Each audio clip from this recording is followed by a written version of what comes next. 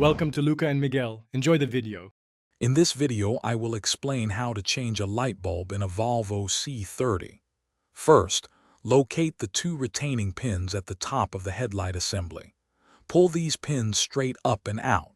This will release the headlight unit, allowing you to gently pull it forward.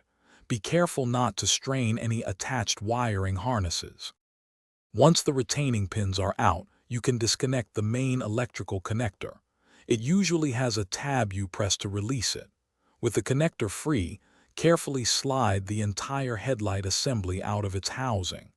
Take your time to avoid scratching your car's paint or damaging the headlight unit itself.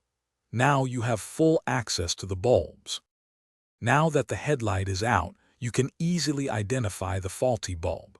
Depending on whether it's a low beam, high beam, or turn signal, the holder might look slightly different. Twist the old bulb holder counterclockwise to remove it. Carefully pull out the old bulb and insert the new one, making sure not to touch the glass with your bare hands. Oils can shorten its lifespan. With the new bulb in place, reattach the electrical connector to the headlight assembly.